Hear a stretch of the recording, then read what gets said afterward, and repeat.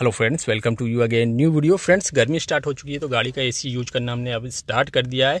और आने वाले समय में जब गर्मी और ज़्यादा बढ़ेगी तो हमारी गाड़ी का जो एसी है वो अच्छे से काम करे। इसके लिए हमको क्या करना है और किस तरह से हमको एकदम से जल्दी से कूलिंग करनी है, ये आज की वीडियो में बताऊँगा। और साथ में अगर आपकी गाड़ी अगर धूप में पार्क है तो उस कंडीशन में जब केबिन के अंदर का टेम्परेचर बहुत ज़्यादा हाई चला जाता है, बहुत ज़्यादा गर्मी होती है, तब आपको इंस्टेंट कूलिंग किस तरह से करनी है एसी के माध्यम से केबिन में, वो आज की वीडियो में आपको बताने वाला हूँ। देखिए, मेरी गाड़ी में ऑटोमेटिक एसी है। आपकी गाड़ी में चाहे ऑटोमेटिक एसी हो चाहे नॉर्मल एसी हो, दोनों के लिए मेथड एक ही है। सबसे पहले तो मैं आपको बता दूं, अगर आपकी गाड़ी धूप में पार्क है और आपको इंस्टेंट केबिन को ठंडा करना है तो आपको क्या करना है। गाड़ी को अनलॉक करने के बाद पहले तो आपको चारों अपनी विंडो को डाउन कर देना है, ठीक है। उससे ये होगा कि गाड़ी के अंदर की जो हीट है ना वो बाहर निकल जाएगी। उसके बाद इंजन स्टार्ट करने के बाद आपको अपनी गाड़ी का जो एसी है फुल स्ट्रेंथ से चलाना है, एसी को ऑन करना है। अब मेरी गाड़ी में ऑटो एसी है तो मैंने यहाँ पर ऑटो में डाल के लो पर इसको सेट कर दिया, तो ये सारी चीज़ें कर लेगा। यानी कि ब्लोअर की स्पीड भी ये फुल कर देगा, साथ में जो कंप्रेसर है वो भी फुल स्ट्रेंथ से चलाएगा, क्योंकि हमको तुरंत कूलिंग चाहिए, ठीक है। अब यहाँ पर आप देख रहे होंगे सारी चीज़ें हमने खुद ही एडजस्ट कर ली। अगर आपकी गाड़ी में मैनुअल एसी है तो आप मैनुअल तरीके से ये चीज़ कीजिए, यानी कि ब्लोअर की स्पीड को फुल कीजिए, एसी को ऑन कीजिए।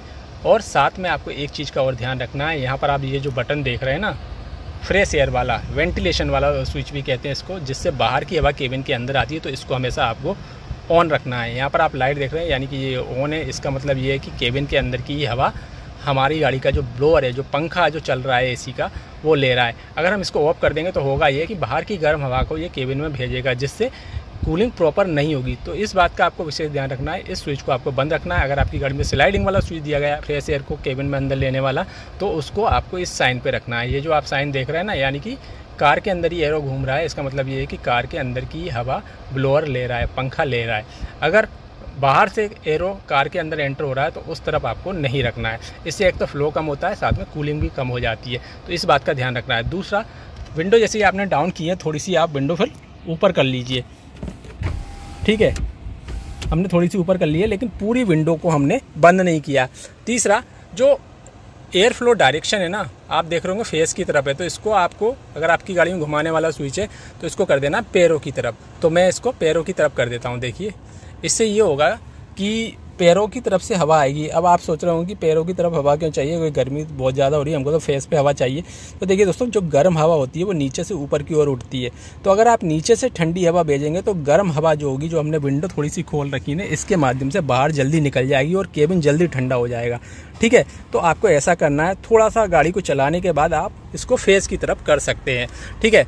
तो इससे जो है दोस्तों, जल्दी केबिन ठंडा होता है। और जैसे ही आपकी गाड़ी थोड़ी चलने लग जाए तो आपको पूरी विंडो को ऊपर कर लेना है, ठीक है। हमने सारी विंडो ऊपर कर ली है। तो इस मेथड से आप इंस्टेंट कूलिंग कर सकते हैं, और ये चीज़ तब ज़्यादा काम आती है जब आपकी गाड़ी धूप में खड़ी हो। एक चीज़ और आपको मैं बताना चाहूँगा, जब भी आप गाड़ी को पार्क कर देना तो ये स्विच आपको ऑफ रखना है, या फिर स्लाइड करके बाहर की हवा की तरफ रख देना। अब ऐसा मैं क्यों कह रहा हूँ, ऐसा इसलिए कह रहा हूँ कि गाड़ी के अंदर जो हीटिंग होती है ना दोस्तों, हालांकि उसके लिए एक अलग से वेंट दिया होता है जो कि ऑटोमेटिक ऑन हो जाता है। अदरवाइज जो हमारी गाड़ी की विंडशील्ड है या फिर ग्लास है वो क्रैक हो सकते हैं। तो ऐसा करने से ये होता है कि गाड़ी के केबिन की हीटिंग थोड़ी थोड़ी बाहर जाती रहती है, तो इसको आपको इस तरह से ऑफ रखना है या फिर स्लाइड करके बाहर की तरफ रखना है। लेकिन जब भी आप एसी का यूज करें इंस्टेंट कूलिंग के लिए, हमेशा इसको ऑन रखिए, यानी कि केबिन की तरफ ही रखिए। जो एरो आप देख रहे हैं ना, कार के अंदर ही घूम रहा है, तो इस तरफ ही रखना है आपको, ना कि बाहर से एरो कार के अंदर एंटर हो रहा हो। तो ये चीज़ आपको ध्यान में रखनी है। और जैसी गाड़ी में कूलिंग होने लग जाए तो आपको क्या करना है, ब्लोअर की स्पीड कम कर लेना है। अब ज़्यादा लोगों को देखा गया है कि वो क्या करते हैं दोस्तों, ब्लोअर की स्पीड को हमेशा कम करते हैं, ना कि टेम्परेचर को कम करते हैं।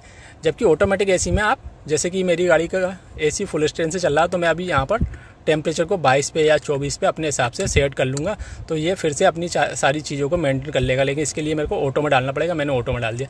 तो आपको भी दोस्तों इस चीज़ की आदत डालनी चाहिए कि टेम्परेचर को कंट्रोल कीजिए ब्लोअर की स्पीड के मुकाबले, क्योंकि ब्लोअर की स्पीड आप कम जरूर कर देंगे, लेकिन हमारी गाड़ी का जो कंप्रेसर है कंटिन्यू चलेगा। उससे क्या होगा दोस्तों, माइलेज पर असर पड़ता है। तो आपको लग रहा है कि कूलिंग बहुत ज़्यादा हो रही है तो टेम्परेचर को थोड़ा सा कम कर दिए। आपकी गाड़ी में घुमाने वाला स्विच दिया है तो उसको घुमाकर रेड की तरफ थोड़ा सा कीजिए, मतलब रेड की तरफ पूरा नहीं करना, आपको लगने लग जाए कि हाँ इतनी कूलिंग ठीक है तो उस तरफ कर दिए। उससे कंप्रेसर बार बार चालू और बंद होगा, इससे थोड़ा सा फ्यूल बचेगा और आपकी गाड़ी माइलेज अच्छा देगी। तो ये जानकारी थी एसी के बारे में। अगर आपको इंस्टेंट कूलिंग चाहिए तो इस मेथड का यूज कीजिए, आपको तुरंत कूलिंग मिलेगी, आपकी गाड़ी का केबिन तुरंत ठंडा हो जाएगा, भले ही आपकी गाड़ी कितने भी गर्म माहौल में पार्क हो। उम्मीद जानकारी पसंद आई होगी। अगर वीडियो पसंद आए तो वीडियो को लाइक जरूर कीजिए, शेयर जरूर कीजिए। चैनल को सब्सक्राइब नहीं किया तो सब्सक्राइब करना ना भूलिए। Thank you.